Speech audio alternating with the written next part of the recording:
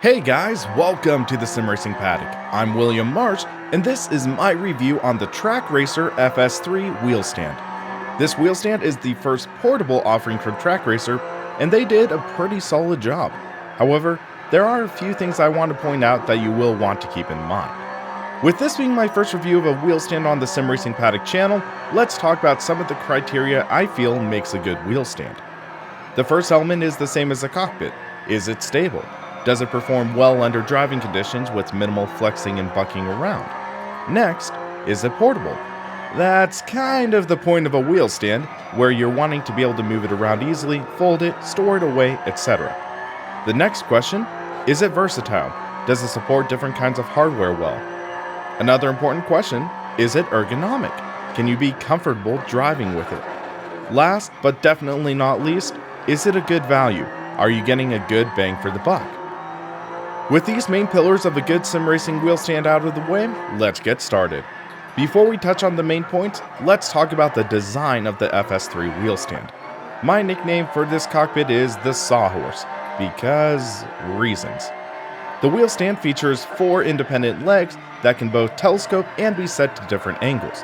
The stand's wheel deck is incredibly adjustable, including adjustments in pitch and extension.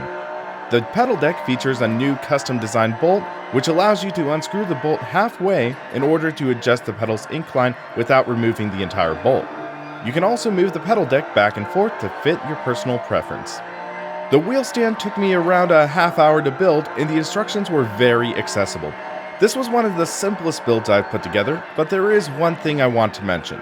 Some of the parts of the wheel stand are made of a relatively thin plastic, and the bolt heads have this sort of serrated nature to them, so if you're not careful, the bolts could possibly dig into the plastic. I would recommend spending a couple of dollars and getting a few washers to be on the safe side. The wheel stand's design is very functional, and that leads into my first pillar of sim racing wheel stands. Is it sturdy? Under most driving conditions, the wheel stand is quite solid. For my main testing, I decided to use 2 field examples. In the beginning, I used the Fanatec CSL Elite PS4 paired with the Club Sport Pedals V3 to get an example of a higher end wheel on the stand. I also utilized the Logitech G27, as the Logitech G platform is one of the most utilized wheel platforms in sim racing. With the Logitech G27, the wheel and pedals worked great on the stand. Only under very vigorous driving did I notice anything in the way of side-to-side flex, and there was virtually no flex in the pedal plate. When I moved up to the Fanatec, things did change a little bit. I have my Club Sport pedals fully tricked out with the damper and brake performance kit on it, making for a very stiff pedal. What I would notice on occasion is that the wheel stand would dip forward a bit into the carpet because there wasn't much weight balance on the back to counteract the braking force. After a little while you can get used to it, but it is slightly noticeable. On the flip side, there was almost less side-to-side flex for some weird reason. Maybe it's because the CSL Elite is heavier than the Logitech? But all in all, I found this was a fairly solid wheel stand and easy to drive with. Now, let's talk about the next pillar. Is it portable? That is honestly the part where I feel the weakest about this wheel stand. This is a beefy stand and is surprisingly wide. This wheel stand is wider than every single cockpit I own. This does make it more versatile, allowing you to use a wider variety of chairs and seats, but portability admittedly does take a hit. In addition, the wheel stand is a little bit of a pain to fold up. A common trend with the majority of wheel stands is that you should be able to fold them up in less than a minute. Generally, they will fold up after unscrewing 1 to 2 bolts. To fully fold up the Trak Racer FS3, you will need to unscrew 8 M8 bolts and then fold each leg individually and then retighten the bolts. This makes the wheel stand a little more inconvenient than its competitors. I've honestly just found it easier to leave it open versus folding it up every time I'm done using it. Granted, some people don't have the luxury of being able to keep a wheel stand open, so this should be something taken into consideration before buying. The next question is it versatile? The answer to that is a resounding yes.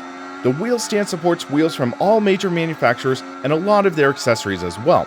The shifter mount is compatible with Logitech, Thrustmaster, Fanatec, Derek Spear Designs, Husingfeld, etc. Heck, according to the Trak Racer website, It even supports direct drive wheels such as the Sim Experience AccuForce and Open Sim wheels.